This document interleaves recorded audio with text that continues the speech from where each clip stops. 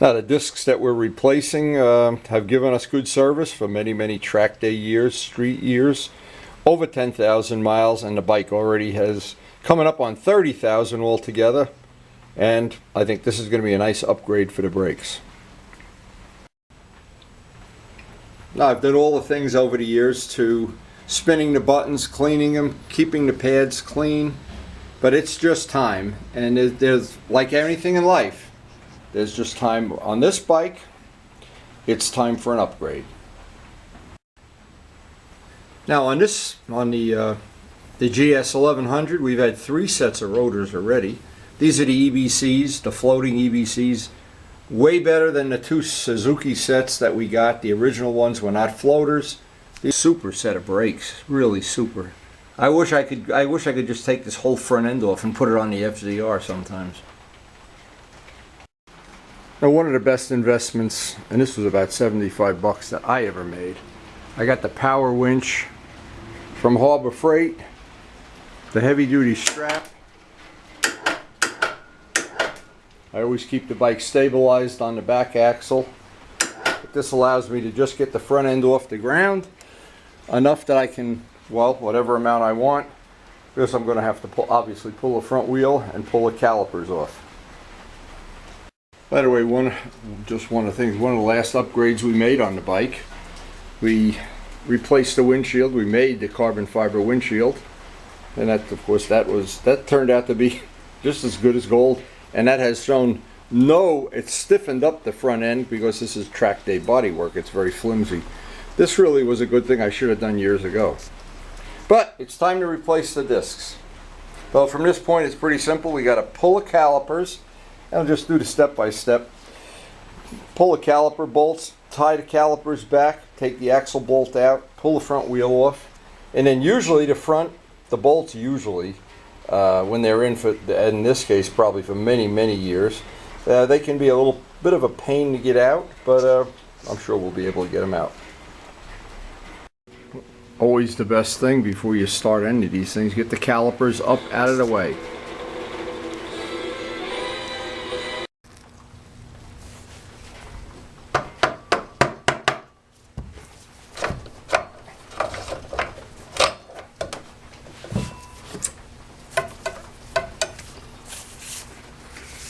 Now we can pull the bolts, get the old rotors off, clean everything up nice.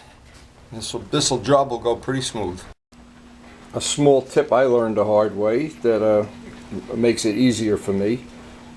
I put all the spacers, all the parts, all the tools I need to do this side of the bike, leave it on that side. This side I know I have a different spacer on this side for the wheel. Of course it's not a symmetrical wheel because there's a drive for the speedometer. So by having the tools and the bolts, it just makes it a little bit easier for me. Now next thing is going to be just unscrew the discs and clean the wheel and replace it with the new discs. Now I'm fussy about cleaning everything up once I take everything off, and then I'll hang these discs, I'll add these to my collection of about 20 discs that are worn out and seen their best service life is behind them, that's for sure. But because these are gold inside, and I think that'll make a nice little upgrade. Now, as can many times happen on these, especially when things are Loctited in, you wind up, and this is a great tip. This tip works every time. I've never seen this not work. These bolts, and what happens, let me take one, and because they're old bolts, they've been there a long time. But they tend to radius off a little bit where the Allen wrench goes in, and when they're Loctited in, you can't get the bolt broken loose. A great tip, and I used this several times before. This is, and I'll show these up close, this is, again, these are from Harbor Freight, and you can see we made one, I made one just for I call them the star wrenches, whatever you want to call them. But what you can do, and you would think this wouldn't work, but it works so good, it's unbelievable. You can take the next size one that doesn't fit in the hole and just hammer it in. And because the because the tool steel is harder than the bolt itself, it makes 2 new grooves. It actually now is going to be a little bit of a nuisance. I'm going to have to hammer that off. But that now allows you to get that last bolt out. And if you have ever come upon a bolt you can't get out, and I know Luciano had one on a Ducati that wouldn't come out, we did it a little bit different, but this is really a good trick. The tool, that whole set of the star wrenches is $10 in Harbor Freight, probably even if you don't have a coupon. And it's ironic how there's always one bolt that's frozen in. It's unbelievable. And of course we'll just replace that bolt when we put it back together. Next step is the simple green. Let everything soak for a while. Wipe this off. I just want to get as much of the grease and dirt off as I can while it's apart. And make sure there's absolutely no stones, no dirt or anything in here when we go to put the new disc on. Now, just by running these bolts on a buffing wheel for a minute or so, they'll come out looking brand new.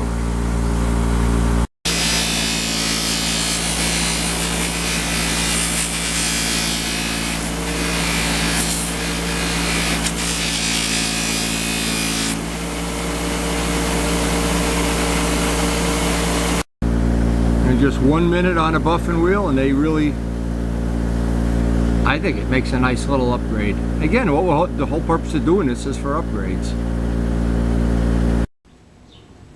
Now these are symmetrical rotors. The same one fits both sides. So that's not true of every one.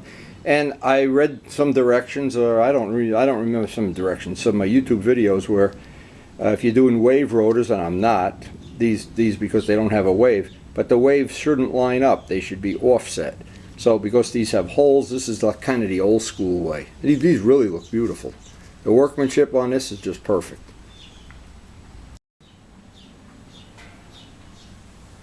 Blue Loctite on the bolts, and what I like to do is just the way you would torque the head on an engine, star pattern opposite.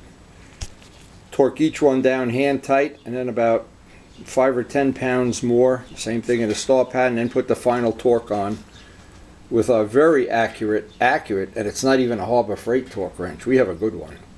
We paid list price for one. It's unbelievable. Okay, the last step now is just to flip it over, put the other disc on, and then reassemble the bike backwards, just for all the steps that we did in the beginning.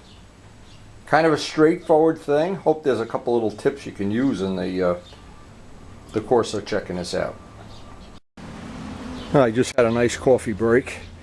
Ready to put this back together. Just a complete reverse of what we did. Loctite the bolts, and then we have that little thing we did it many times on a video, of bouncing the front end with the calipers locked and then tightening tightening all the axle bolts. And that's almost too easy to do. This was a very nice, gave us plenty of time to do it right. I never like to do a job like this if I'm under some time constraint. And one of the final little touches I'll put on this is I'll run all of the bolts on the buffing wheel. The nut, this will just make it a little bit nicer. Every little thing I can do to clean it up, polish it, just make it a little bit easier to clean and maintain. For just a minute or two, and all these little details get taken care of.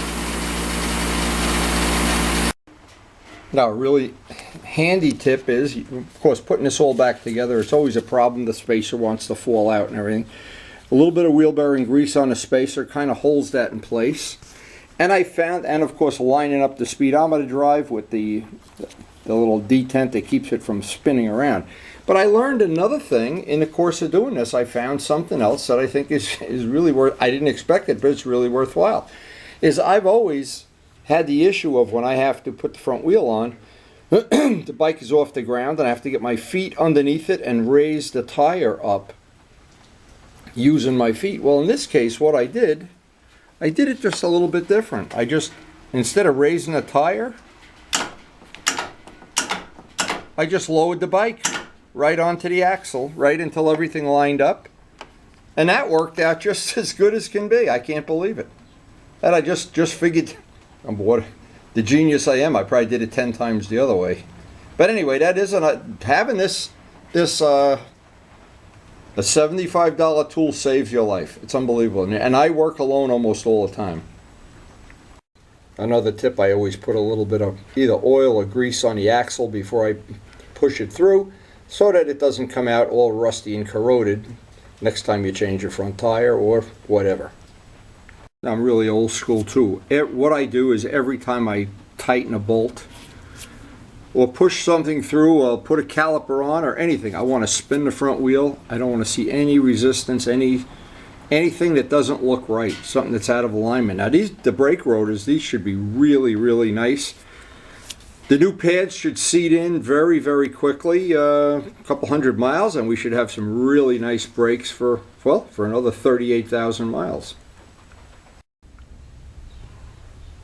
All it's left to do now is just lower it down off the lift, wait for it to stop raining, and we'll hopefully in the next week or so break in those new pads.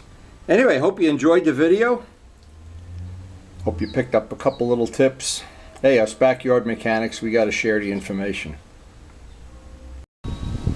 It's almost like we planned it this way, that it's just stopped raining when we put the final assembly on this. And again, I hope you enjoyed watching and picked up some tips. I say that over and over again.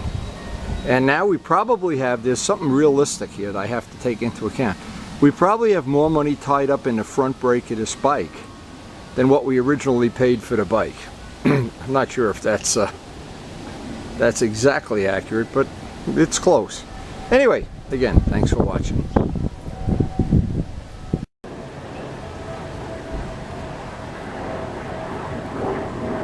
Now, if you're new to our channel, we have a very, very eclectic channel. One of the new features we have now is some of the videos are grouped into groups that you can access all the videos for one category in one mouse click. And it should be very convenient and very handy. Just check out the feature on the main screen playlist. And thanks to everybody for supporting the channel. We appreciate your support, and it makes this channel possible with all the things we do. The painting, the wheels, the polishing. And please take a second or two and hit the like button.